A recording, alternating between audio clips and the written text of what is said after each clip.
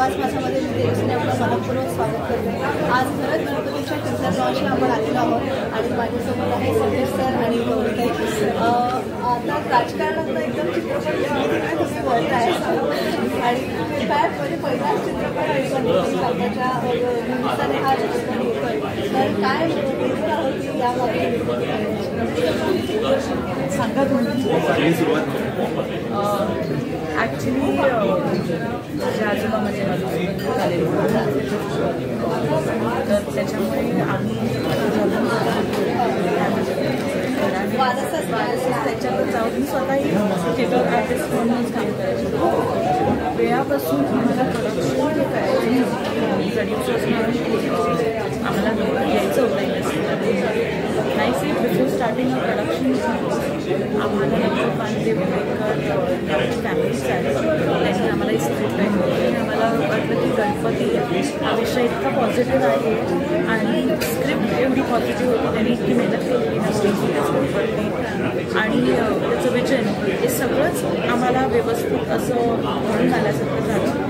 आणि मी डिसाइडेड की to start with we will start with हे प्रोजेक्ट आम्हाला आवडेल टू स्टार्ट विथ आणि आम्हालाही एक्सपिरियन्स मिळेल to actually how it works कसं आहे. First experience needs to be present आणि गणपती बाप्पाशिवाय काय पूर्णही होत नाही, सुरूही होत नाही आणि त्याच्यापेक्षा पॉझिटिव्ह आपल्या सगळ्यांनी काही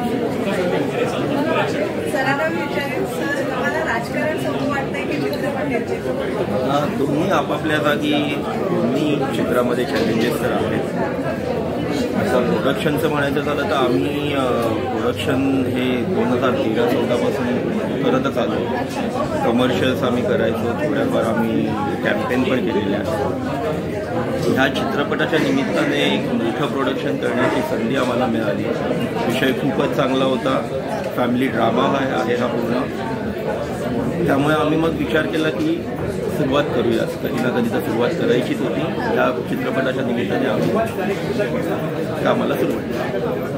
राजकारणात जसं आपल्याला वेगवेगळ्या व्यक्तींशी संबंध येतो तसं इथे विविध कलाकारांशी संबंध आलेला आहे. तर दोघे जवळजवळ 14 कलाकारांची टीम तुम्ही मॅनेज केलेली आहे. तर कसं होतं शूटिंग करताना, काय चॅलेंजेस तर होते, भरपूर सारे होते. कारण का जसं आम्ही शूटसाठी गेलो तर तिकडचं वेदर आणि त्यामुळे भरपूर सारे चॅलेंजेस आम्हाला तिथे फेस करायला लागलेले. पण पूर्ण टीमने, प्रोडक्शनची टीम प्लस ॲक्टर्सची टीम या सगळ्यांनी खूप चांगलं एकत्र मिळून काम केलं, चांगलं कोऑपरेट केलं सगळ्यांनी आणि मग आम्ही व्यवस्थित ते सगळे चॅलेंजेस पार करून आमचं प्रोडक्शन होते. येस येस येस नक्कीच. आम्हाला जेव्हाही वाटलं की बाबा काहीतरी नडतं आहे, आम्ही त्या वेळेला बाप्पाला प्रार्थना केली आणि त्या दुसऱ्या दिवशी व्यवस्थित सगळं चालू. गौरीताई, कालेलकरांकडे गणपती गणेशोत्सव कसा होता आणि आता चौधरीकडे आलेला गणपती कसा आहे? मुळात दोन्ही कुटुंब, एक राजकारणातलं कुटुंब आणि दुसरं साहित्यिक कुटुंब. आमच्याकडे सांगायला गेलं तर कालेलकरांचा गणपती हे खूप फेमस होता, त्याच्यामुळे लोक ही माझ्यासाठी नवीन नव्हती. म्हणजे आपल्या घरी गणपती हे माझी लहानपणापासून मी बघत आले की गणपती म्हटलं की शेकडोनी लोक येतात. माझ्यासाठी हाच कन्सेप्ट होता. बरं ती ओळखीची आहेत नाही आहेत पण एक ओपन दरवाजे आहेत, हा कन्सेप्ट आमच्या इथेही होता आणि इथेही तसाच मिळाला मला. त्याच्यामुळे तो सामना ते नेहमीच राहिलं आणि लकीली माझे जे सासरे आमदाराचे ते सुधीर चौधरी यांचा एक स्कूल होता. नेहमीच त्यांना एक थिएटर किंवा नाही आणि त्यांची मुळात एक आवड आहे, थिएटर म्हणा किंवा आपलं संस्कृती जपणे, साहित्याची आवड तिथेही आहे. त्याच्यामुळे तो एक जो ब्लेंड मला मिळाला तो फार चांगला होता आणि एक्स्ट्रीमली सपोर्टिव्ह, खूप सपोर्टिव्ह फॅमिली मला मिळाली. त्याच्यामुळे इट बिकेम मोर इझी, खूप छान मिळाले मला ते.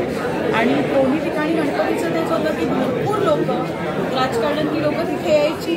आमच्याकडे तर कायम चौधऱ्यांकडचा गणपती म्हणजे राजकारणाच्या अगोदरही आम्हालाही आता जवळजवळ एक 100 वर्ष होत आली असतील आमच्या घरी गणपती.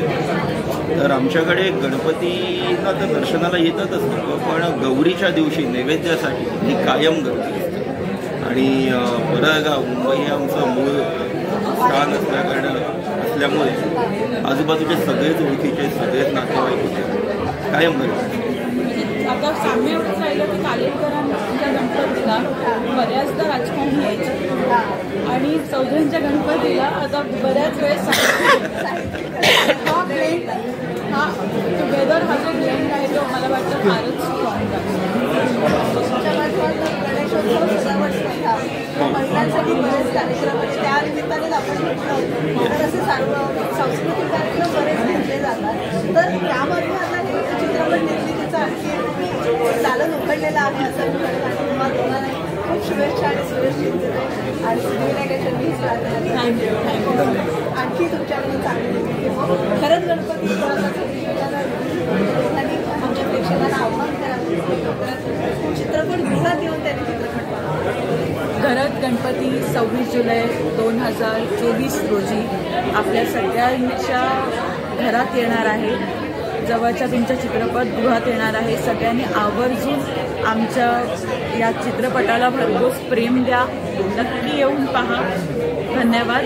गणपती बाप्पा मोरया.